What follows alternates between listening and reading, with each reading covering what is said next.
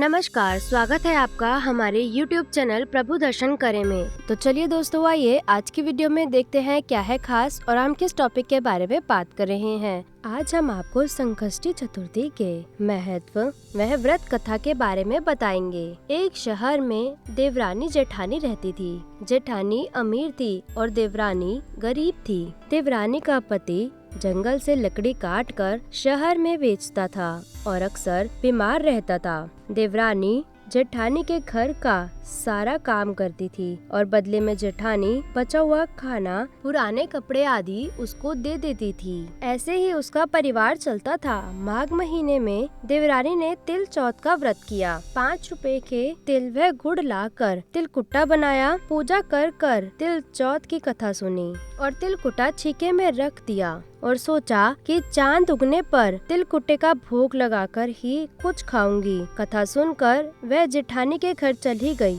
खाना बनाकर उसने जेठानी के बच्चों से खाना खाने को कहा तो बच्चे बोले, जब माँ खाएगी हम भी तभी खाएंगे। फिर जेठ जी को खाना खाने को कहा तो वह भी बोले, मैं अकेला नहीं खाऊंगा, जब सब खाएंगे मैं भी तभी खाऊंगा। जेठानी ने उससे कहा, आज तो किसी ने भी अभी तक खाना नहीं खाया है, मैं तुम्हें खाना कैसे दे दूं? तुम सुबह सुबेरे ही बचा हुआ खाना ले जाना। देवरानी के घर पर पति बच्चे सभी आस लगाए बैठे थे कि आज तो त्योहार है, माँ आएगी तो कुछ पकवान आदि खाने को मिलेंगे। परंतु जब बच्चों को पता चला कि आज तो रोटी भी नहीं मिलेगी तो बच्चे रोने लगे। उसके पति को भी बहुत गुस्सा आया। कहने लगा, सारा दिन काम करके भी 2 रोटी नहीं ला सकती तो काम क्यों करती हो? पति ने गुस्से में आकर पत्नी को कपड़े धोने के धोबने से मारा और वह टूट गया तो पट्टे से मारा।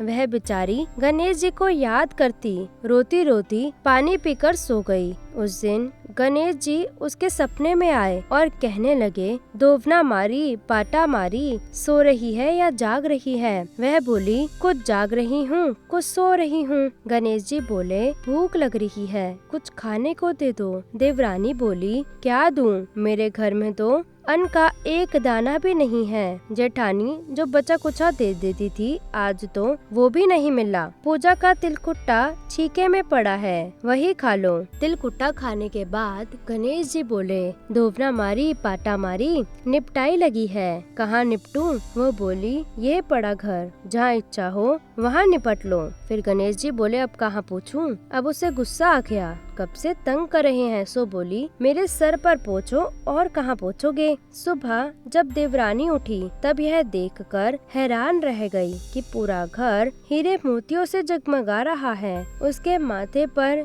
हीरे मोतियों के टीके जगमगा रहे थे। उस दिन देवरानी जेठानी के यहाँ काम करने नहीं गई। बड़ी देर तक राह देखने के बाद जेठानी ने बच्चों को कहा, चाची को बुलाने भेजा। उसने सोचा कल खाना नहीं दिया इसलिए देवरानी बुरा मान गई है। बच्चे बुलाने गए और बोले, चाची चाची चलो, माँ ने बुलाया है, सारा काम पड़ा है। दुनिया में चाहे कोई मौका चूके या ना चूके, पर देवरानी जेठानी आपस में कहने का कोई मौका नहीं छोड़ती है। देवरानी बोली, बेटा बहुत दिन तेरे माँ के यहाँ काम कर लिया, अब तुम अपनी माँ को मेरे यहाँ काम करने भेज दो। बच्चों ने घर जाकर माँ को बताया कि चाची का घर तो हीरे मोतियों से जगमगा रहा है। जेठानी दौड़ती हुई देवरानी के घर पहुँची और पूछा, ये सब कैसे हुआ? देवरानी ने उसके साथ जो कुछ हुआ वो सब कह डाला। घर लौटकर जेठानी ने अपने पति से कहा,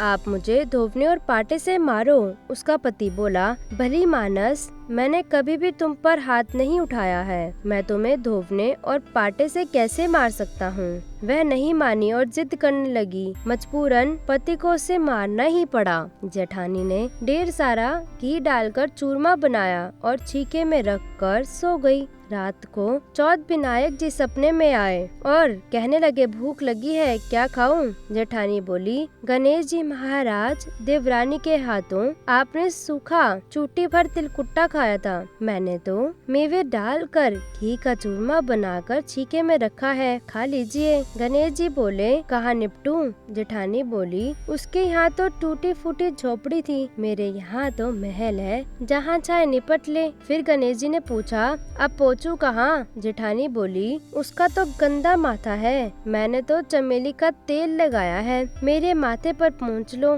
धन की लोभी जेठानी सुबह जल्दी उठ गई। सोचा घर हीरे मोतियों से भरा होगा, पर देखा तो पूरे घर में गंदगी फैली हुई थी, तेज बदबू आ रही थी, उसके सर पर गंदगी लगी थी। उसने कहा, हे गणेश जी महाराज, ये आपने क्या किया? मुझसे रूठे और देवरानी पर टूटे। जेठानी ने सफाई करने की बहुत कोशिश करी, परंतु गंदगी और ज्यादा फैलती गई। जेठानी के पति को मालूम चला तो वह भी बहुत गुस्सा हुआ और बोला, तेरे पास सब कुछ था, फिर भी तेरा मन नहीं भरा, देख तेरे लालच का नतीजा। परेशान होकर जेठानी गणेश जी से विनती करने लगी, माफी मांगने लगी। गणेश जी ने कहा, देवरानी से जलने के कारण और धन के लोभ से तूने जो किया, यह उसी का नतीजा है। इस प्रकार जेठानी को सबक सिखाते हुए गणेश जी ने अपनी माया समेट ली। हे गणेश जी महाराज, जैसे देवरानी पर कृपा करी, वैसे सब पर करना।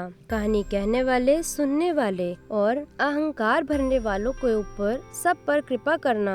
जेठानी को जैसी सजा दी वैसी किसी को मत देना। दोस्तों, उम्मीद करती हूँ आपको हमारी ये वीडियो अच्छी लगी होगी। आज की वीडियो में बस इतना ही, लौटेंगे एक नए वीडियो के साथ। जी हाँ दोस्तों, मेरे चैनल को ज्यादा से ज्यादा सब्सक्राइब करें और बेल आइकन को जरूर दबाएं, ताकि हमारी आने वाली हर एक वीडियो की अपडेट आप तक पहुंच सके।